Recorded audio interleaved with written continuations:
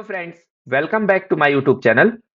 आज के इस वीडियो में हम जो हमारे एग्जाम में दो दो नंबर वाले क्वेश्चन पूछे जाते हैं, तो उनके आउटपुट कैसे निकालेंगे या उस क्वेश्चन को कैसे सॉल्व करेंगे, उसके बारे में बात करने वाले हैं। और इस पीडीएफ में अगर आप देखेंगे तो यहाँ पे मैंने मिक्स क्वेश्चन को रखा हुआ है। जैसे यहाँ पे एसओपी में अगर हम कुछ लिखते हैं तो उसका कैलकुलेशन कैसे करा जाना है। यहाँ पे स्विच से रिलेटेड क्वेश्चन दिए गए हैं, टर्नरी ऑपरेटर से रिलेटेड है। हर एक टॉपिक से मैंने यहाँ पे क्वेश्चन को बनाया हुआ है। और अगर आप ये सारे के सारे क्वेश्चन को सॉल्व कर लेते हैं तो आपको एग्जाम में बहुत काफी हेल्पफुल होने वाला है। जैसे यहाँ पे देखेंगे तो यहाँ पे आपके एरे से रिलेटेड भी क्वेश्चन है, स्ट्रिंग से रिलेटेड भी है, और यहाँ पे 2D एरे का देखेंगे तो 2D एरे का भी क्वेश्चन दिया हुआ है और स्ट्रिंग हैंडलिंग का है। तो ये आप पूरा का पूरा जो पीडीएफ है, आप मेरे टेलीग्राम चैनल पे जाके ज्वाइन करके इस पीडीएफ को डाउनलोड करके प्रिंट आउट निकालवा के इसको आप खुद से भी सॉल्व करके देखिएगा। और यहाँ पे और नीचे स्क्रॉल करके देखेंगे तो यहाँ पे मैथमेटिकल लाइब्रेरी मेथड्स भी दिए गए, तो इनकी वैल्यूज कैसे निकालेंगे, और यहाँ पे रैपर क्लास जो होती है हमारी, तो उसके आउटपुट कैसे निकालते हैं। तो ओवरऑल जो है ये 3 पेज का हमारा जो पीडीएफ है, इसमें हम जो भी क्वेश्चन है वो बहुत ही इंपॉर्टेंट आपके क्वेश्चन है, और इनको सॉल्व करने के बाद आपका कोई भी डाउट यहाँ पे नहीं रहेगा। तो आइए हम यहाँ से स्टार्ट करते हैं। जैसे यहाँ पे देखेंगे तो जो पहला क्वेश्चन आपका दिया गया है, तो इसमें कह रहा है कि एसओपी में दिस आंसर इज, यहाँ पे जो लिखा हुआ है दिस आंसर इज, ये हमारा डबल कोट में लिखा हुआ है, तो ये एक स्ट्रिंग है। और स्ट्रिंग के बाद अगर कोई भी हमारा न्यूमेरिक नंबर ऐड होता है तो वो एज इट इज कॉन्कैट हो जाता है, उसका मतलब कैलकुलेशन नहीं होता है। तो जो ये पहले वाले का आंसर आएगा वो क्या आएगा, यहाँ पे लिखा रहेगा दिस आंसर इज, और यहाँ पे इसका जो 10 और 12 जो वैल्यू है वो ऐसा ही कॉन्कैट हो जाएगी, तो यहाँ पे 10 12 इस तरीके से आंसर आ जाएगा।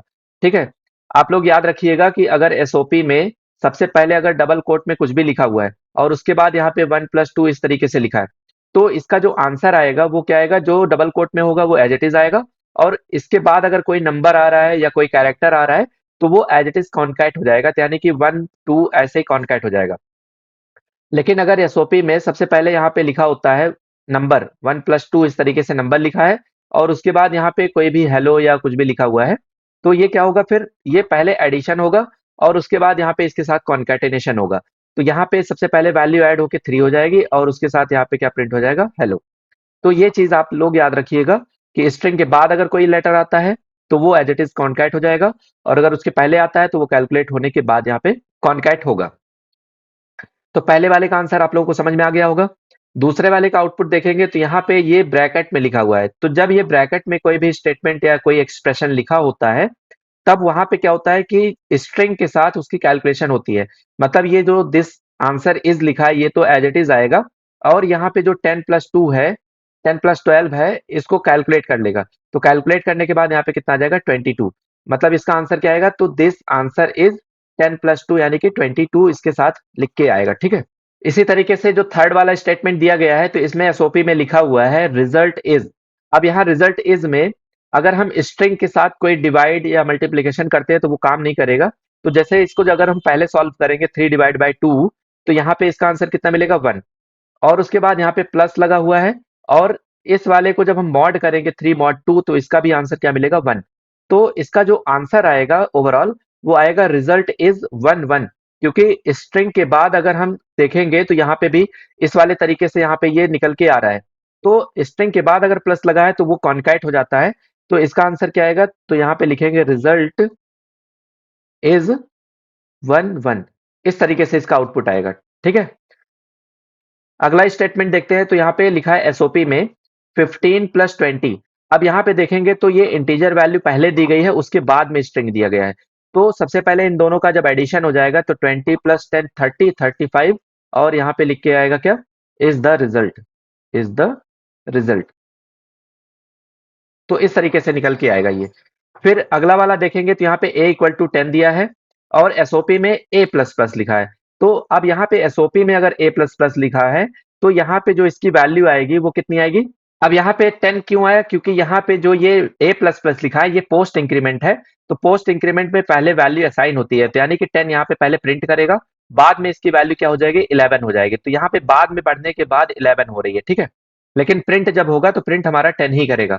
लेकिन नेक्स्ट वाले स्टेटमेंट में जब आके देखेंगे तो यहाँ पे प्री इंक्रीमेंट लगा हुआ है। तो प्री इंक्रीमेंट का मतलब हो गया कि जो इसकी पहले वैल्यू थी वो थी हमारी 11। अब यहाँ पे प्री इंक्रीमेंट लगा है तो 11+1 होके कितना हो जाएगा, यहाँ पे 12 हो जाएगा। तो इसका जो आंसर आएगा वो कितना आएगा, तो यहाँ पे 10 आएगा और इसका कितना आएगा, 12 आएगा। ठीक है, तो ये दो आउटपुट इसमें निकल आएंगे। नेक्स्ट क्वेश्चन देखेंगे तो यहाँ पे सिक्स्थ वाले पे, तो m की वैल्यू दी गई है 170 और n की वैल्यू दी गई है 100। तो यहाँ पे जब ये स्टेटमेंट को हम सॉल्व करेंगे तो यहाँ पे कुछ इस तरीके से रहेगा, m की वैल्यू जैसे दी गई है 170 प्लस 170 डिवाइड बाय 100। तो जब आप लोगों को पता होगा कि अगर इनटू, डिवाइड और मॉडुलस, ये तीनों के तीनों जब हमारे एक ही साथ लिखे होते हैं या एक सीक्वेंस में लिखे होते हैं, तो इनको हम लेफ्ट टू राइट सॉल्व करते हैं, लेफ्ट टू राइट सॉल्व करते हैं। ठीक है, लेफ्ट टू राइट का मतलब ये हुआ कि अगर पहले इनटू आ रहा है तो पहले इनटू कर देंगे, अगर डिवाइड पहले आ रहा है तो डिवाइड, अगर मॉडुलस पहले आ रहा है तो पहले मॉडुलस होगा। लेकिन अगर इन तीनों में से कोई एक है तो उसको ही सबसे पहले सॉल्व करना है। ठीक है, ये जो एक्सप्रेशन दिया गया है, यहाँ पे एक जीरो और बढ़ा लेंगे क्योंकि जो n की वैल्यू है वो है हमारी 100, तो एक जीरो और बढ़ा लेते हैं। अब जब इस इक्वेशन को सॉल्व करना स्टार्ट करेंगे तो यहाँ पे सबसे पहले हम क्या करेंगे, डिवाइड। तो डिवाइड करने पे जब हम 170 को 100 से डिवाइड करेंगे तो इसकी जो क्वोशिएंट वैल्यू आएगी वो कितनी आएगी, 1। और यहाँ पे जो दिया गया है 170 दिया गया है, तो 170 के साथ जब यहाँ पे हम प्लस कर देंगे 1, तो इसका आंसर कितना आ जाएगा, 171। तो यानी कि यहाँ पे जो सिक्स वाला हमारा इक्वेशन दिया गया है, तो इसमें सी की वैल्यू पूछ रहा है, तो जो सी की वैल्यू आएगी वो कितनी आएगी, तो 171 आएगी। तो यहाँ पे जो निकाला था मैंने वो आया था हमारा 10 और इस वाले का आया था 12, और यहाँ पे जब सी की वैल्यू निकाली तो सी की वैल्यू कितनी आई थी, 171। तो वही 171 यहाँ पे क्या होगा, प्रिंट हो जाएगा। सेवेंथ वाला क्वेश्चन देखेंगे तो यहाँ पे कह रहा है प्रिडिक्ट द आउटपुट व्हेन ओपटी, मतलब ओपीटी की वैल्यू जो दी गई है वो कितनी दी गई है। यहाँ पे जो ओपीटी लिखा है, ओपीटी मतलब एक वेरिएबल है, उसकी वैल्यू कितनी दी है, 3, और दूसरा वाला जो दिया है ओपीटी उसकी वैल्यू दी गई 5। मतलब यहाँ पे जो ये स्विच वाला केस लिखा हुआ है, इसमें एक बार हम वैल्यू 3 के साथ देखेंगे आउटपुट क्या आ रहा है, और एक बार यहाँ पे देखेंगे 5 के साथ कि इसका आउटपुट क्या आ रहा है। तो आइए यहाँ पे हम देखते हैं, जैसे यहाँ पे ए की वैल्यू 5 दी गई है और ओपीटी की जो वैल्यू है पहली बार वो है 3। तो जब यहाँ पे 3 लिखा हुआ है तो प्लस प्लस यहाँ पे क्या होगा, ओपीटी। इसका मतलब जो ओपीटी की वैल्यू है वो कितनी है, 3। तो 3 में जब एक इंक्रीज हो जाएगा तो यहाँ पे कितना हो जाएगा, 4। तो 4 वाला केस जब हम यहाँ पे चेक करना स्टार्ट करेंगे तो जैसे 3 वाले केस के साथ तो मैच नहीं कर रहा है, फिर यहाँ पे 4 वाले केस के साथ जब मैच करेगा तो ये वाला स्टेटमेंट हमारा एग्जीक्यूट होगा। तो जो यहाँ पे ओपीटी की वैल्यू थी वो थी 4 और ए की वैल्यू है 5। तो ए की वैल्यू में यहाँ पे क्या कर रहा है, ये प्री डिक्रीमेंट कर रहा है। तो प्री डिक्रीमेंट का मतलब क्या होता है कि ए की जो भी वैल्यू है उसमें एक डिक्रीज कर दो, तो यहाँ पे ए की वैल्यू कितनी आ जाएगी, 4 आ जाएगी। फिर उसके बाद देखेंगे तो यहाँ पे ब्रेक नहीं लगा हुआ है, तो जब ब्रेक नहीं लगा होता है तो फॉल थ्रू होता जाता है। तो यहाँ पे जो केस 5 दिया गया है, तो केस 5 में आप देखेंगे तो ए माइनस माइनस लिखा है, यानी कि पोस्ट डिक्रीमेंट। तो जब यहाँ पे पोस्ट डिक्रीमेंट होगा तो जो यहाँ पे वैल्यू आएगी वो 4 से कितनी हो जाएगी, तो 3 हो जाएगी, और 3 होने के बाद यहाँ पे क्या हो रहा है, ब्रेक हो जा रहा है, यानी कि इस वाले स्विच से बाहर हो जाएगा। तो फाइनली जो यहाँ पे ए की जो वैल्यू आ रही है वो हमारी कितनी मिलेगी, तो यहाँ पे 3 मिलेगी। ठीक है, जब यहाँ पे ओपीटी की वैल्यू 3 है तो यहाँ पे इसका आंसर कितना मिल रहा है, तो यहाँ पे 3 मिल रहा है। और जब यहाँ पे एसओपी में प्रिंट करने के लिए आएगा तो ए की वैल्यू कितनी मिलेगी, तो यहाँ पे हमारे पास पहले मिल गई 3। अब इसी तरीके से अगले वाले को जब सॉल्व करेंगे तो अगली जो वैल्यू है ओपीटी की वो दी गई 5। तो जब 5 के साथ यहाँ पे चलना स्टार्ट होगा तो प्लस प्लस, जब प्री इंक्रीमेंट होगा तो 5 जो वैल्यू दी गई है तो 5 से कितना हो जाएगा, 6। और यहाँ पे जब देखेंगे तो जो केसेस बने हुए हैं उसमें 6 हमारा कोई केस यहाँ पे इंक्लूड नहीं है, तो यानी कि ये कोई केस चलेगा नहीं। फिर कहाँ पे आएगा, सीधा डिफॉल्ट में आएगा, और डिफॉल्ट में दी गई वैल्यू ए की 0, तो ए की वैल्यू अब 0 सेट हो जाएगी। तो यानी कि जब दोबारा ये स्विच वाला हमारा चलना स्टार्ट होगा ओपीटी 5 के साथ, तो यहाँ पे इसकी वैल्यू कितनी आएगी, ए की, तो यहाँ पे आएगी 0। तो पहला जो आंसर होगा वो 3 होगा और दूसरा जो आंसर होगा वो होगा 0। तो इस तरीके से जब ओपीटी की वैल्यू 3 है तो 3 आया, और जब 5 है तो उसका आंसर 0 आया। ठीक है, एट्थ वाला क्वेश्चन देखेंगे तो यहाँ पे क्या कह रहा है कि ए की वैल्यू 82 और बी की वैल्यू दी गई है 28। इसको थोड़ा सा हम जूम कर देते हैं, और अब यहाँ पे जो वैल्यू दी गई है, अब इसके साथ हम यहाँ पे टर्नरी ऑपरेटर को यहाँ पे चेक करना स्टार्ट करेंगे। तो आप लोगों को पता होगा कि जैसे जब टर्नरी ऑपरेटर यूज करते हैं तो क्वेश्चन मार्क होता है। अगर ये जो कंडीशन दी गई है, जो यहाँ पे मैंने कंडीशन लिखी होगी, अगर ये कंडीशन ट्रू होती है तो ट्रू वाले पार्ट को एग्जीक्यूट करता है, और अगर ये फॉल्स होती है तो यहाँ पे कॉलन के बाद जो लिखा होता है स्टेटमेंट उसको एग्जीक्यूट करता है। ठीक है, कंडीशन ट्रू तो ये वाला चलेगा, अगर कंडीशन फॉल्स तो ये वाला स्टेटमेंट एग्जीक्यूट होगा। तो इसी तरीके से इसको हम आइए सॉल्व करते हैं। जैसे यहाँ पे 82 प्लस 28, अब इसको डिवाइड बाय 2 कर रहा है, तो जैसे 82 प्लस 28 डिवाइड बाय 2, तो यानी कि इसका जब आंसर आएगा तो वो कितना आएगा, यहाँ पे 82 प्लस 28, तो जब इसको हम ऐड करेंगे तो यहाँ पे कितना हो जाएगा, यहाँ पे हो जाएगा 110 डिवाइड बाय 2, तो जब 110 को डिवाइड बाय 2 करेंगे तो इसका आंसर आएगा 60, और चेक कर रहा है क्या जो 60 है वो ग्रेटर देन है ए से, ए की वैल्यू कितनी है, यहाँ पे 82 दी गई है, तो 82 से ग्रेटर देन है 60, तो ये कंडीशन हो जा रही है फॉल्स। तो जब फॉल्स होगी तो जो कॉलन लगा होता है तो कॉलन के बाद वाला स्टेटमेंट यहाँ पे एग्जीक्यूट होना स्टार्ट होता है। जब हम 82 में से 28 को माइनस कर देंगे तो यहाँ पे कितना रिजल्ट मिलेगा, यहाँ पे मिलेगा 54, तो 54 इसका आंसर ओवरऑल निकल के आएगा। तो जब हम रिजल्ट की वैल्यू प्रिंट करेंगे तो यहाँ पे लिख के आएगा आउटपुट इज 54, तो ये आंसर हो जाएगा। आई होप आप लोगों को अच्छे से समझ में आया होगा ये क्वेश्चन जो टर्नरी ऑपरेटर का है। तो यहाँ पे एक बार मैं फिर से बता दे रहा हूँ, ये जो पहले लिखा हुआ है ये एक्सप्रेशन जो क्वेश्चन मार्क के पहले लिखा हुआ है, तो क्वेश्चन मार्क के पहले एक्सप्रेशन को पहले सॉल्व करेंगे कि उसकी कंडीशन क्या आ रही है, ट्रू आ रही है या फॉल्स आ रही है। अगर ये कंडीशन ट्रू होती तो बी वाला ऑप्शन सही, मतलब बी वाले की वैल्यू निकल के आती। अगर ये फॉल्स है तो कॉलन के बाद वाला जो स्टेटमेंट लिखा है ए माइनस बी ये एग्जीक्यूट होगा। नाइन्थ वाले क्वेश्चन में देखेंगे तो एसओपी में यहाँ पे लिखा है मशीन लर्निंग, और देखेंगे तो यहाँ पे ये स्केप सीक्वेंस यूज किया जा रहा है। तो अगर हम कोई स्केप सीक्वेंस इस तरीके से यूज करते हैं तो इसका मतलब होता है कि वहां पे जो भी चीजें लिख के आएंगी वो डबल इनवर्टेड कॉमा में लिख के आएंगी, ठीक है। अगर इस तरीके से फिर से लिखा है तो इसका मतलब डबल इनवर्टेड कॉमा क्लोज भी हो रहा होगा।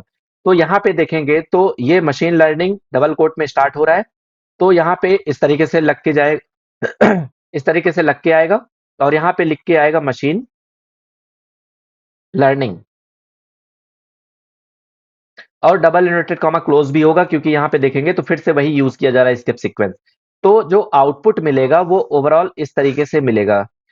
अगले वाले स्टेटमेंट में देखेंगे तो यहाँ पे एसओपी में लिखा है स्लैश एन, तो स्लैश एन का मतलब क्या होता है कि न्यू लाइन, जैसे अगर मान लीजिए हम यहाँ से लिखना स्टार्ट कर रहे हैं तो इस वाली लाइन में कुछ भी नहीं रहेगा, अब न्यू लाइन में चेंज होके आ गया।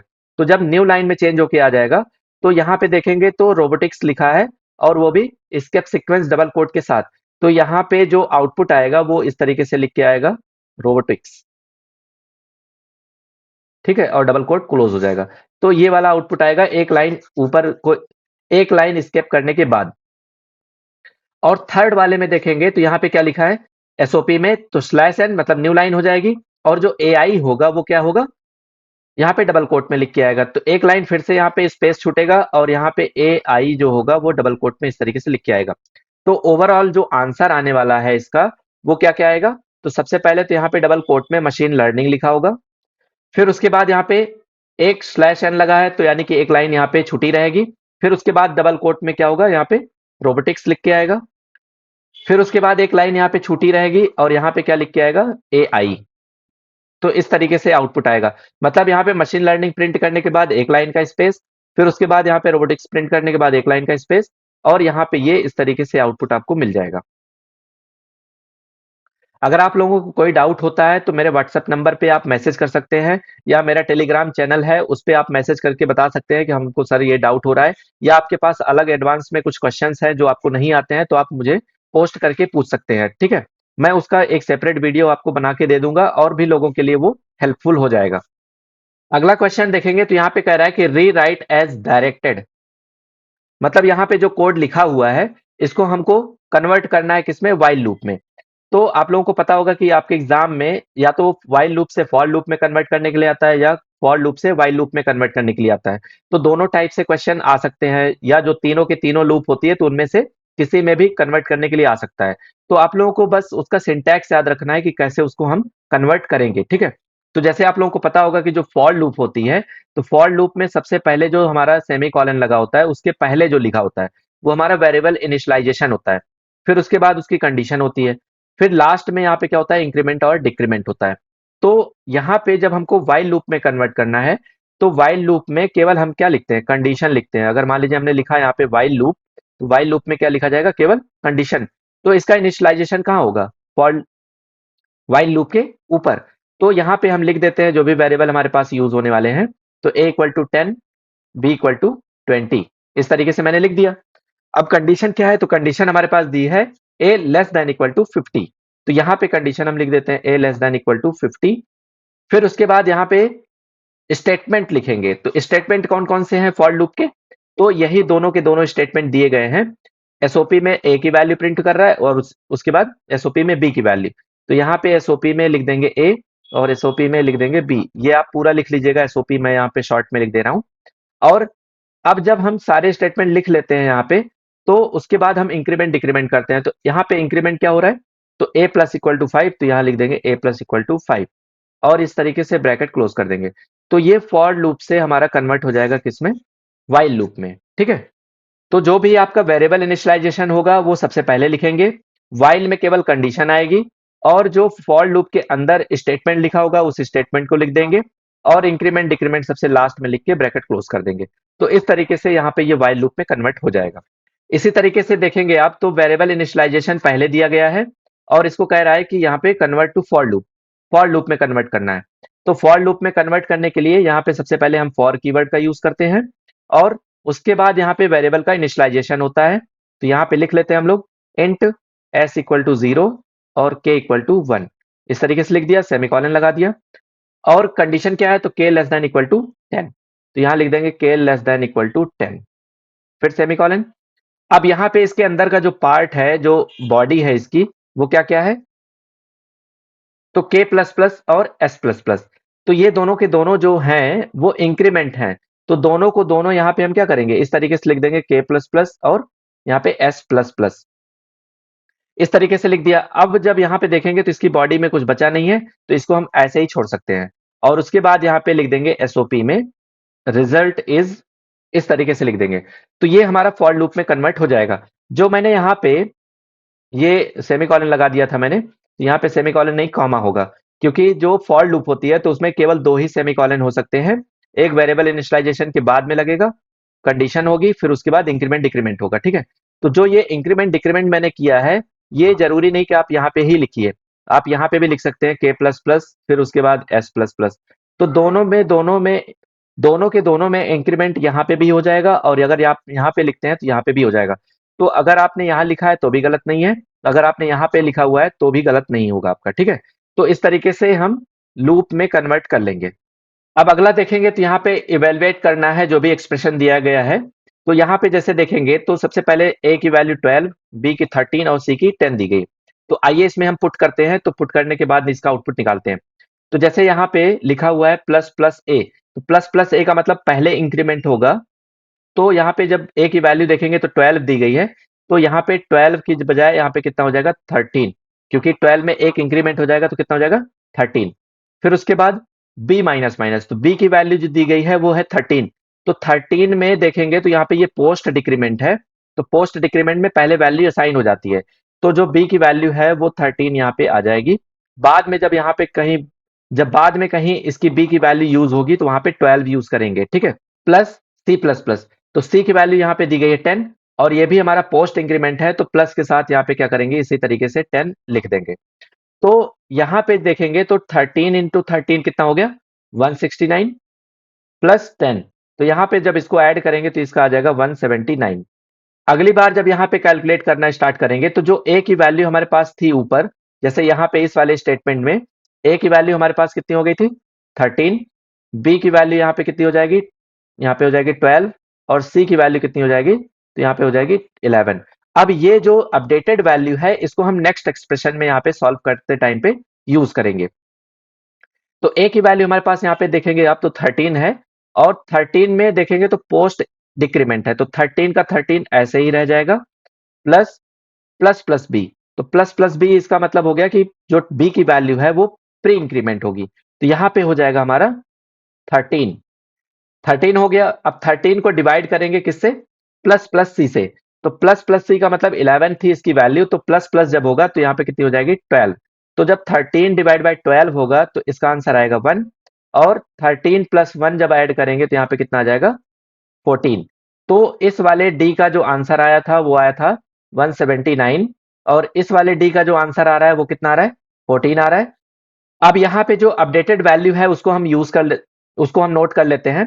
जैसे ए की वैल्यू जो 13 थी, तो 13 के बाद जब इसका डिक्रीमेंट होगा तो यहाँ पे कितना हो जाएगा? 12। फिर बी की वैल्यू हमारे पास कितनी है, तो यहाँ पे देखेंगे तो बी की वैल्यू आई थी 13 और सी की वैल्यू कितनी थी, तो सी की वैल्यू थी 12। अब ये जो अपडेटेड वैल्यू होगी उसको हम नेक्स्ट एक्सप्रेशन में यहाँ पे सॉल्व करेंगे। तो फिर से जब देखेंगे तो प्लस प्लस सी लिखा है, तो प्लस प्लस सी का मतलब हो गया कि 12 से अब कितना हो जाएगा 13। यहाँ पे फिर मॉडुलस लगा हुआ है, मॉडुलस के बाद इसको किससे मॉड किया जा रहा है, ए की वैल्यू के साथ। तो यहाँ पे ए की वैल्यू दी गई है 12, 12 लिख दिया मैंने, प्लस बी, बी की वैल्यू कितनी है, तो यहाँ पे 13 दी गई है, तो 13 लिख लेंगे। अब जब हम यहाँ पे मॉड पहले सॉल्व करेंगे, तो जब हम 13 को 12 से डिवाइड करेंगे तो इसका रिमाइंडर जो मिलेगा वो कितना मिलेगा, 1। और प्लस के साथ जब 13 ऐड कर देंगे तो यहाँ पे कितना आ जाएगा, 14। अब यहाँ पे अगर हमको सबकी वैल्यू बतानी होगी कि ए बी सी डी की सारी वैल्यू कितनी आई है, तो यहाँ पे देखेंगे तो लास्ट टाइम हमारा ए कहाँ यूज हो रहा था, यहाँ पे। तो ए की जो वैल्यू यूज की थी मैंने वो कितनी थी, तो यहाँ पे ए की वैल्यू हमारे पास 12 थी। बी की वैल्यू देखेंगे तो बी कितनी था, बी की वैल्यू कितनी थी, तो बी की वैल्यू हमारे पास आई थी 13, तो यहाँ पे लिख लेंगे 13। और सी की वैल्यू कितनी आई है, तो सी की वैल्यू देखेंगे तो यहाँ पे कितनी आई है, तो 13 आई है, तो इसको भी लिख लेते हैं 13। और डी की जो वैल्यू आई है वो कितनी आई है लास्ट में, तो यहाँ पे आई है 14, तो ये 14 हो जाएगा। लेकिन अगर हम एसओपी हर जगह पे यूज कर रहे होते तो ये वैल्यू हमको मिलती 179, 14, 14। तो इस तरीके से कुछ इसका आउटपुट निकलेगा। आई होप आप लोगों को अच्छे से समझ में आया होगा कि इंक्रीमेंट डिक्रीमेंट में वैल्यू कैसे इंक्रीज कर रहे हैं, कब उसको डिक्रीज करके वहां पे कैलकुलेट कर रहे हैं। नेक्स्ट क्वेश्चन देखेंगे तो कह रहा है कि identify the type of conversion in the following statement. जो टाइप कन्वर्जन होता है, तो आप लोगों ने पढ़ा होगा कि टाइप कन्वर्जन हमारे कितने टाइप के होते हैं, दो टाइप के होते हैं। पहला होता है हमारा इम्प्लिसिट, पहला कौन सा होता है, इम्प्लिसिट। और दूसरा क्या होता है, एक्सप्लिसिट। तो जो एक्सप्लिसिट कन्वर्जन होता है वो हमारा फोर्सफुली कन्वर्जन होता है, इम्प्लिसिट हमारा ऑटोमेटिक कन्वर्जन होता है। तो दो ही टाइप के होते हैं।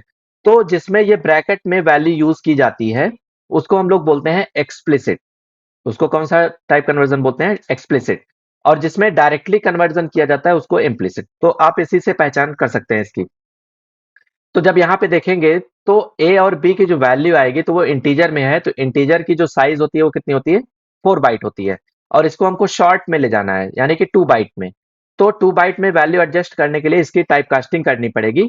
तो यहाँ पे जो शॉर्ट में इसको कन्वर्ट किया जा रहा है, तो ये कौन सी टाइप कास्टिंग हो रही है, तो यहाँ पे एक्सप्लिसिट टाइप कास्टिंग हो रही है।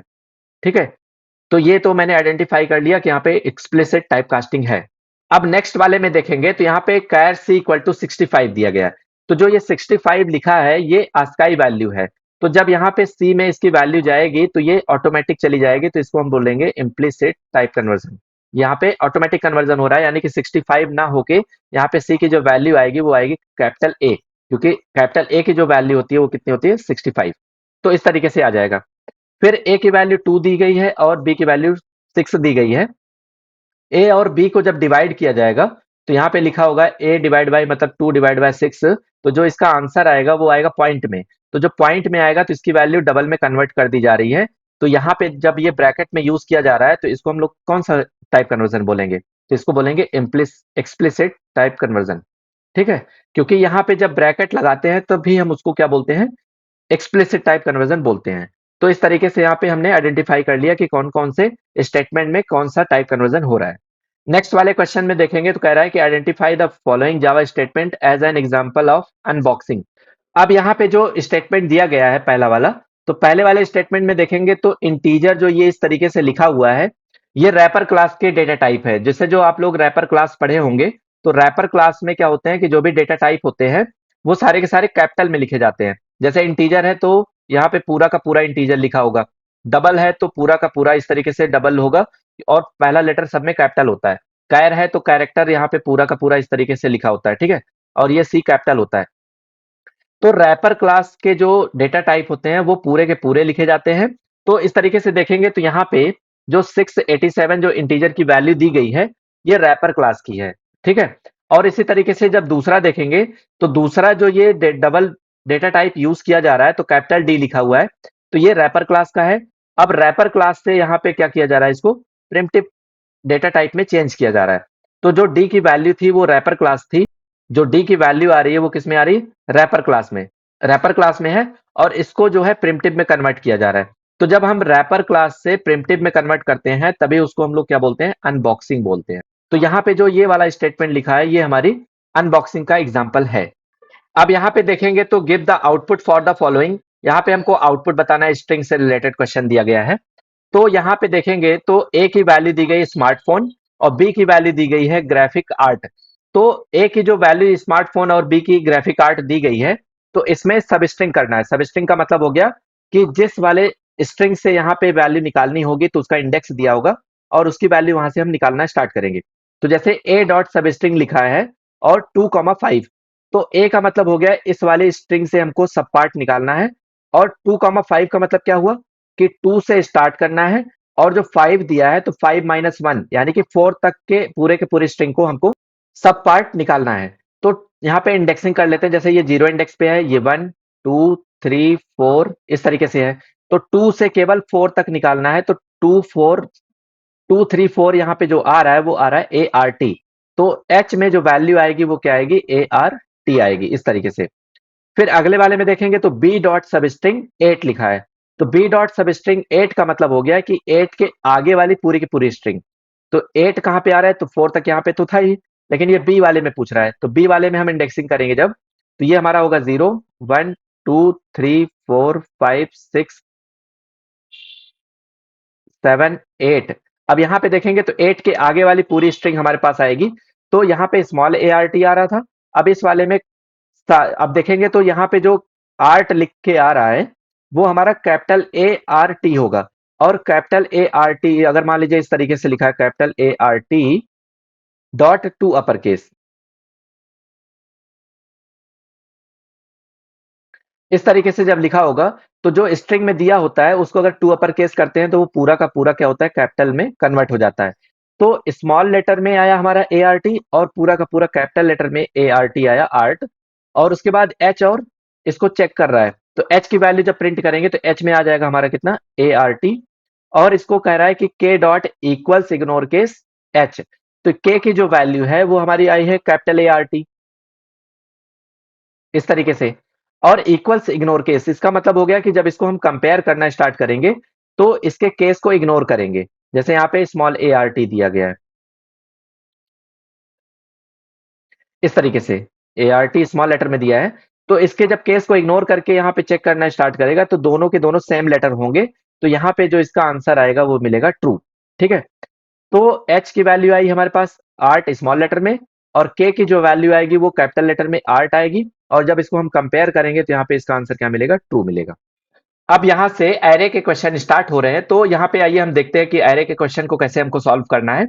तो जैसे स्ट्रिंग ए जो लिखा हुआ है तो ये एरे का वेरिएबल बनाया गया है, और यहाँ पे जो भी वैल्यूज लिखी हुई है वो सब स्ट्रिंग एरे की है। मतलब यहाँ पे जो भी एरे में वैल्यू है वो सारी की सारी कौन सी है, स्ट्रिंग टाइप की है। तो यहाँ पे जब हम देखना स्टार्ट करेंगे तो 0 इंडेक्स पे पूरा का पूरा क्या लिखा है, यहाँ पे स्नैपचैट लिखा है, और स्पॉटिफाई पे क्या लिखा है, यहाँ पे 1। इस तरीके से ये हमारा 2 इंडेक्स पे होगा, ये 3, और यहाँ पे ये 4 इंडेक्स पे होगा। जब इस तरीके से हम एरे के इंडेक्सिंग कर देंगे तो यहाँ पे वैल्यूज को निकालना आसान हो जाएगा। तो जब पहला स्टेटमेंट देखेंगे तो एसओपी में लिखा है कि प्रिंट एलन में ए डॉट लेंथ। तो ए जो यहाँ पे वेरिएबल बना हुआ है उसकी लेंथ कितनी है, तो यहाँ पे टोटल एलिमेंट्स अगर हम देखेंगे तो यहाँ पे कितने हैं, टोटल एलिमेंट्स हमारे पास कितने हैं, तो 5 है, तो यहाँ पे आ जाएगा हमारा आंसर 5। उसके बाद कह रहा है कि एसओपी में a two dot length. Two dot length का मतलब 0 1 2, ये वाला हमारा स्ट्रिंग है, और इसकी लेंथ पूछ रहा है कि कितनी है। तो यहाँ पे 1 2 3 4 5 6 7 8 9, तो यहाँ पे जो इसकी लेंथ निकल के आ रही है वो कितनी आ रही है, तो 9, यहाँ पे लिख देंगे 9। ठीक है। उसके बाद नेक्स्ट वाले स्टेटमेंट में देखेंगे तो यहाँ पे कह रहा है कि ए टू का मतलब हो गया कि ये गूगल टीवी जो लिखा है ये यहाँ पे आ जाएगा। Dot compare to A four का मतलब हो गया कि यहाँ पे हम गूगल मैप के साथ इसको कंपेयर करेंगे। तो जो कंपेयर टू फंक्शन होता है इसके कुछ रूल्स होते हैं, तो आइए इसको हम पहले लिख लेते हैं दोनों के दोनों को, जो गूगल, और यहाँ पे क्या लिखा है, टीवी। और यहाँ पे इसके नीचे जो 4 वाला स्टेटमेंट है वो क्या है, गूगल, और यहाँ पे क्या लिखा है वो, मैप।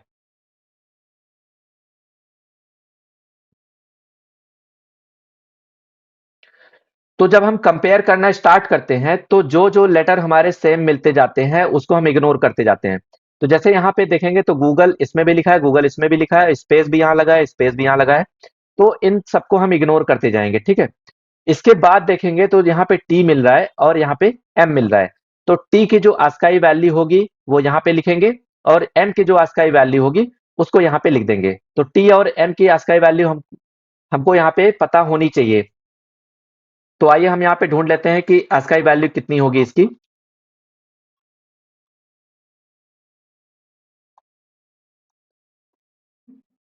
अब यहाँ पे जैसे मैंने पूछा कि टी और एम की ASCII वैल्यू कितनी है, तो टी की जो ASCII वैल्यू मिल रही है वो मिल रही है हमको 116 और एम की वैल्यू कितनी मिल रही है तो 109। अब इन दोनों की दोनों जो वैल्यू है उसको यहाँ पे हम नोट कर लेते हैं। जैसे यहाँ पे कितनी आ रही थी 116 और जो एम की वैल्यू आ रही थी वो कितनी आ रही थी 109। तो ये दोनों की दोनों जो वैल्यू है इसको जब मैंने लिख लिया हुआ है तो जब इसको माइनस करेंगे तो यहाँ पे कितना आएगा तो यहाँ पे 7 आएगा। तो ओवरऑल जब इसका आंसर आ रहा है वो पॉजिटिव में यहाँ पे कितना आ रहा है 7। लेकिन अगर यहाँ पे जैसे 109 ऊपर होता और यहाँ पे 116 यहाँ पे इस तरीके से होता है तो इसका जो आंसर आता वो -7 आता। ठीक है। और अगर मान लीजिए दोनों के दोनों गूगल ही लिखे होते तब यहाँ पे इसका दोनों का आंसर कितना आता तब आता 0। तो इस तरीके से कंपेयर टू वाले फंक्शन को सॉल्व किया जाएगा। जो भी हमारी स्ट्रिंग दी होती है उस स्ट्रिंग को आप देखते जाइए, जो लेटर डिफरेंट मिले उस लेटर के इंडेक्सिंग उस लेटर की ASCII वैल्यू निकाल के उसको सब्ट्रैक्ट कर दीजिए। अगर पॉजिटिव में आ रहा है तो पॉजिटिव में लिख दीजिए, अगर नेगेटिव आ रहा है तो नेगेटिव में यहाँ पे लिख के उसका आंसर निकाल लेंगे। तो यहाँ पे फिर से हम इंडेक्सिंग कर देते हैं। ये 0 पे है, 1 2 3 और 4। अब अगला वाला जो क्वेश्चन है इसमें जो स्टेटमेंट दिया गया है तो ए जीरो का मतलब हो गया हमारा स्नैपचैट और कह रहा है कि कैर एट जीरो, यानी कि जो यहाँ पे स्नैपचैट का 0 इंडेक्स है वो क्या है यहाँ पे एस है। तो यहाँ लिख लेते हैं कैपिटल एस। फिर उसके बाद इसको इक्वल के साथ यहाँ पे इक्वल चेक किया जा रहा है किसके साथ कि ए वन का मतलब हो गया कि ये पूरा हमारा 0 इंडेक्स पे है और ये पूरा 1 इंडेक्स पे है। तो ए वन का मतलब हो गया Spotify dot char at zero. तो इसका भी जब 0 इंडेक्स निकालेंगे 0 इस तरीके से तो ये 0 पे क्या आ रहा है कैपिटल एस। तो कह रहा है कि कैपिटल एस क्या कैपिटल एस के इक्वल है। हाँ है। तो यहाँ पे जो है इसका आंसर क्या आएगा तो इसका आंसर आएगा ट्रू। तो इस वाले का इस तरीके से निकाल लिया हमने। अगले वाले स्टेटमेंट को देखेंगे तो ए3 कह रहा है। तो ए3 का मतलब हो गया कि पिंटरेस्ट जो दिया गया है ये डॉट एंड्स विद रेस्ट। जो पिंटरेस्ट है उसका क्या एंड मतलब हो रहा है रेस्ट से। तो यहाँ पे देखेंगे तो रेस्ट से एंड हो रहा है तो इसका भी आंसर क्या आएगा तो यहाँ पे आएगा ट्रू। तो पहले वाले में आया हमारा कितना यहाँ पे 5, दूसरे वाले में लेंथ निकाला मैंने तो यहाँ पे कितनी आई थी तो 9। फिर कंपेयर टू किया तो कंपेयर टू में इसकी जो वैल्यू आई थी वो पॉजिटिव में 7 आई थी और इसका ट्रू और इस वाले लास्ट वाले स्टेटमेंट का ट्रू। तो इस तरीके से ये हमारा आउटपुट निकाला जाएगा। तो इस तरीके से दो दो नंबर के क्वेश्चन जो आपके एग्जाम में आते हैं तो इनको क्वेश्चन को आप सॉल्व किए रहेंगे तो आगे आपको और भी चीजें जो सॉल्व करेंगे वो बहुत ही इजी समझ में आएंगी। अब नेक्स्ट वाला देखेंगे तो यहाँ पे जो सेकंड वाला है तो इसमें एरे का दिया गया है। अब इसमें इंटीजर वैल्यू लिखी हुई है। तो इंटीजर वैल्यू लिखी हुई है तो तब भी उसकी इंडेक्सिंग सेम तरीके से होगी। तो जो 2 है वो हमारा 0 इंडेक्स पे होगा। ये 1 2 3 4 इस तरीके से इंडेक्सिंग हो गई। अब कह रहा है कि यहाँ पे x0++ का मतलब हुआ कि 2 जो वैल्यू दी गई x0 की अब वहां पे जब इसकी वैल्यू रखी जाएगी तो यहाँ पे कितनी आएगी तो 2 आएगी प्लस माइनस माइनस x1। तो 1 जो वैल्यू है वो कितनी है 7 और 7 से जब प्री डिक्रीमेंट हो जाएगा तो कितना हो जाएगा 6 और उसके बाद इनटू x2 की जो वैल्यू है वो 0 है और 0 में जब प्री डिक्रीमेंट लगा पोस्ट डिक्रीमेंट लगा हुआ है तो जब पोस्ट डिक्रीमेंट होगा तो इसकी वैल्यू कितनी हो जाएगी -1। अब यहाँ पे देखेंगे तो x2 लिखा हुआ है तो x2 की जो वैल्यू है वो है 0 और जब यहाँ पे पोस्ट डिक्रीमेंट लगा है तो पहले यहाँ पे वैल्यू असाइन हो जाएगी उसके बाद यहाँ पे डिक्रीमेंट होगा। तो इस तरीके से कुछ स्टेटमेंट लिखा मैंने। तो यहाँ पे सबसे पहले जब इनटू होगा तो इसका आंसर हो जाएगा 0। 2 के साथ जब हम 0 ऐड करेंगे तो कितना आएगा 2। तो इसमें जो आंसर आएगा वो कितना आएगा 2। अब यहाँ पे नेक्स्ट वाले स्टेटमेंट में जब देखेंगे तो x1 की जो वैल्यू है जो x1 यहाँ पे यूज हो रहा था अब यहाँ पे x1 में आया था 6 और प्री डिक्रीमेंट था तो इसी की वैल्यू हम यहाँ पे यूज करेंगे। तो जब यहाँ पे x1 की वैल्यू रखेंगे तो यहाँ पे कितना आएगा इस जगह पे यहाँ पे कितना आएगा तो यहाँ पे आएगा 6 और फिर से x1 की वैल्यू यूज की जा रही है तो यहाँ पे कितना आएगा 6। तो 6 + 6 कितना आएगा 12। और मैथ डॉट एवीएस का काम होता है कि अगर मान लीजिए नेगेटिव वैल्यू आती है तो उसको पॉजिटिव में कन्वर्ट करना। तो ये ऑलरेडी यहाँ पे क्या आ रहा है पॉजिटिव आ रहा है तो पॉजिटिव में ही रहेगा। फिर अगले वाले स्टेटमेंट में देखेंगे तो x3 की वैल्यू यूज हो रही है। तो x3 की वैल्यू हमारे पास कितनी है 5, तो यहाँ पे लिख लेंगे 5 डिवाइड बाय x4।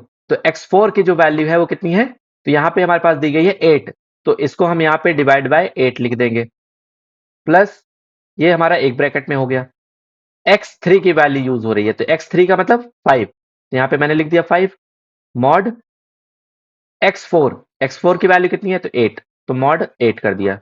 तो जब हम इसको डिवाइड करेंगे इस तरीके से, अगर हम लिखेंगे कि 8 डिवाइड बाय 5, तो यहाँ पे देखेंगे तो ये कितने बार जाएगा, 0 टाइम्स जाएगा। तो 0 टाइम्स गया तो 0 हो गया, और यहाँ पे इसका रिमाइंडर कितना आ गया 5। तो क्वोशंट वैल्यू आ रही है 0 और रिमाइंडर कितना आ रहा है तो 5 आ रहा है। तो जब हम क्वोशंट वैल्यू इसकी लिखेंगे तो यहाँ पे लिखेंगे 0 प्लस यहाँ पे क्वोशंट वैल्यू कितनी आएगी तो यहाँ पे आएगी रिमाइंडर वैल्यू कितनी आएगी तो यहाँ पे 5 आएगी, तो इसका आंसर कितना आ जाएगा 5।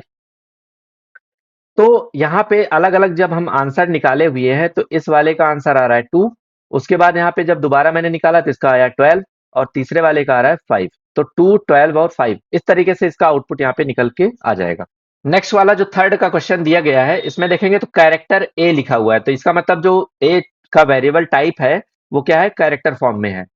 तो जो भी यहाँ पे इंटीजर में वैल्यू दिखेंगी वो सारी की सारी आप समझिए उसकी कैरेक्टर वैल्यू होगी। यानी कि अगर हम नया एरे इस तरीके से अगर बनाए कैरेक्टर का, तो यहाँ पे क्या बन के आएगा, तो जो 97 है 97 किसकी आस्काई वैल्यू होती है, तो यहाँ पे स्मॉल ए की होती है, कॉमा यहाँ पे कैपिटल ए ऑलरेडी दिया गया है, और 98 किसकी वैल्यू होती है तो यहाँ पे स्मॉल बी की होती है, फिर कैपिटल बी ऑलरेडी दिया गया है, उसके बाद 48 हमारी जीरो की वैल्यू होती है, और यहाँ पे 49 किसकी होती है तो 1 की होती है। तो इस तरीके से मैंने कैरेक्टर फॉर्म में लिख दिया सारा, और इसकी इंडेक्सिंग आप लोगों को पता होगी कि ये 0 इंडेक्स पे है, ये 1, 2, 3, 4 और 5 इस तरीके से वैल्यू दी गई है। तो अब यहाँ पे देखेंगे तो 0 इंडेक्स से चल रहा है और लेंथ तक पूरा चलेगा, यानी कि टोटल जो इसकी लेंथ है वो 6 है, तो 6 टाइम तक ये लूप चलता जाएगा। और हर एक वैल्यू में जैसे यहाँ पे लिखा है A I plus equal to 2, इसका मतलब क्या होता है, A I equal to A I plus 2, इसका मतलब ये होता है, ठीक है। तो ए आई की जो वैल्यू अभी निकल के आएगी वो कितनी आएगी, तो ए की वैल्यू जो 0 इंडेक्स पे वैल्यू दी गई है वो दी गई है स्मॉल ए। तो जब स्मॉल ए में अगर हम +2 करेंगे तो यहाँ पे कितना हो जाएगा, तो ए में यानी कि 2 जुड़ जाएगा, तो बी और सी हो जाएगा। तो 0 इंडेक्स पे जो वैल्यू आएगी अब कितनी आएगी, सी आएगी। तो यानी कि पहला जो आउटपुट इसका जो पहली बार प्रिंट होगा वो कितना आएगा, तो यहाँ पे कहीं लिख ले रहे हैं कि यहाँ पे आ रहा है सी। इसी तरीके से जब अगली वैल्यू यहाँ पे निकल के आएगी ए, तो ए में भी 2 जुड़ जाएगा, तो यहाँ पे कितना हो जाएगा, ये कैपिटल कैपिटल सी हो जाएगा। फिर अगली बार देखेंगे तो यहाँ पे बी लिखा है स्मॉल में, तो इसमें जब 2 जुड़ जाएगा तो ये कितना हो जाएगा, स्मॉल डी। फिर इसी तरीके से बी में जब 2 जुड़ जाएगा तो यहाँ पे कितना हो जाएगा, कैपिटल डी। इस तरीके से 0 में जब 2 ऐड हो गया तो 1, 2, तो यानी कि 2 आ जाएगा, और यहाँ पे 1 में 2 ऐड हो जाएगा तो यहाँ पे कितना हो जाएगा 3। तो इस तरीके से इसका आउटपुट निकल के आएगा, small C capital C, small D capital D, 2 और 3। तो ये आउटपुट हो जाएगा इसका। नेक्स्ट क्वेश्चन देखेंगे तो यहाँ पे जो दिया गया है फोर्थ वाला, ये 2D एरे से रिलेटेड क्वेश्चन दिया गया है। तो 2D एरे में देखेंगे तो यहाँ पे जो पहला वाला दिया गया एलिमेंट, इसमें 4 एलिमेंट है। 4 का मतलब ये पूरा का पूरा हमारा 0 इंडेक्स पे है, ये हमारा 1 इंडेक्स पे है, और ये 2 इंडेक्स पे, और ये 3। यहाँ पे जो ये 0, 1, 2, 3 लिखा हुआ है इसका मतलब क्या है, यहाँ पे ये रो है, जैसे ये 0 वाली रो है, ये 1 वाली रो, ये 2 और ये 3 वाली रो, ठीक है, इस तरीके से रहेगा। तो जो पहली वाली रो है उसमें 4 वैल्यूज है, तो जब पहली वाली रो में 4 वैल्यूज है तो इसको हम ऐसे लिख लेते हैं 1, 2, 3, 4, ये वैल्यू हो गई। दूसरी वाली रो में केवल 3 ही वैल्यू है, तो यहाँ पे तीनों वैल्यू लिख लेते हैं 5, 6, 7। अगले वाले में देखेंगे तो यहाँ पे केवल 2 ही वैल्यू है, तो यहाँ पे लिख देंगे 8 और 9। और तीसरी वाली रो में देखेंगे तो केवल 10 है, तो यहाँ पे ये 10 लिख देंगे, और इसका इंडेक्स जो होगा वो क्या होगा 30। तो इस तरीके से कुछ इंडेक्सिंग यहाँ पे मैंने पहले से बना दी है ताकि आप लोगों को क्वेश्चन सॉल्व करने में समझ में आए। तो जैसे यहाँ पे देखेंगे तो ए डॉट लेंथ लिखा है, तो ए डॉट लेंथ जब हमसे पूछी जाती है तो ये कितने यहाँ पे रो है वो हमको बताना होता है। तो आप देखेंगे तो यहाँ पे कितनी रो है, 1, 2, 3, 4। तो टोटल जो रो है हमारे पास वो कितनी है, 4 है। तो इस वाले का जो पहला वाला आंसर आएगा वो कितना आएगा, तो यहाँ पे आएगा 4। फिर उसके बाद दूसरे वाले स्टेटमेंट में देखेंगे तो यहाँ पे क्या लिखा है, ए जीरो डॉट लेंथ। ए जीरो का मतलब हो गया कि ए जीरो वाला जो रो है उसमें कितने एलिमेंट हैं। तो हमारे पास कितने एलिमेंट है यहाँ पे, तो आप देखेंगे तो एक दो तीन चार, तो चार यहाँ पे हो गया यानी कि 4। और उसके बाद ए टू डॉट लेंथ, मतलब दूसरी वाले में कितने लेंथ है, तो दो ही एलिमेंट है, तो यहाँ पे कितना आएगा 2। मतलब इस वाले पे 4 आया और इस वाले पे 2, दोनों को ऐड कर देंगे तो यहाँ पे कितना आ जाएगा 6। उसके बाद यहाँ पे थर्ड वाला स्टेटमेंट देखेंगे तो 0 2 की वैल्यू हमसे पूछ रहा है। तो जीरो इंडेक्स पे 2 वाला एलिमेंट हमारे पास कितना है 3, तो यहाँ पे हम लिख लेंगे 3 प्लस A12। A12 का मतलब 1 वाली रो और 2 वाला इंडेक्स, तो यहाँ पे 1 2 की वैल्यू कितनी आ रही है 7, तो 7 लिख लेंगे प्लस 2 1। 2 1 का मतलब हो गया 2 वाले इंडेक्स में 1 वाली रो, तो यहाँ पे कितना आ रहा है, यहाँ पे 8 आ रहा है। तो इसको जब हम ऐड करेंगे तो 7 और 3 मिलके 8 हो गया, और यहाँ पे इक्वल टू कितना आ जाएगा। यहाँ पे छोटी सी मिस्टेक हो गई, जो यहाँ पे 2 1 लिखा हुआ है, तो 2 1 का मतलब हो गया कि 2 रो वाली रो में 1 वाली वैल्यू, यहाँ पे 2 1 का मतलब हो गया कि 9। तो जब यहाँ पे 9 लिखेंगे तो इसकी वैल्यू कितनी आएगी, तो यहाँ पे 7 प्लस 3 यहाँ पे 10 हो गया, 10 प्लस 9 यहाँ पे 19 हो जाएगा, तो 19 इसकी वैल्यू आएगी। तो यानी कि जब हमने यहाँ पे वैल्यू निकाली इसकी, तो यहाँ पे आई थी 4, और यहाँ पे कितनी आई 6, और यहाँ पे कितनी आई 19। तो जब आप इसको इस तरीके से एरे बना के यहाँ पे वैल्यू लिखेंगे इसके अंदर, तब आपको चीजें ज्यादा क्लियर होंगी। ठीक है, तो आप लोग पूरा का पूरा टेबल बना के उसमें वैल्यू रख के तब उसको सॉल्व करिएगा। अगला वाला क्वेश्चन देखेंगे तो फिफ्थ वाले में, तो ये भी 2D एरे का है, और यहाँ पे ये हमारा 0 इंडेक्स पे होगा, ये हमारा 1 इंडेक्स पे होगा, और ये 2 इंडेक्स पे होगा।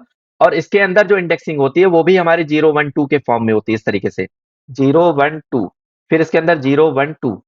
अब यहाँ पे जैसे 0 0 की वैल्यू पूछ रहा है, तो 0 वाले के अंदर 0 कौन सा है 1 है, तो 1 वाले की जब वैल्यू यहाँ पे लिखी जाएगी तो ये यहाँ पे लिख देंगे हम 1।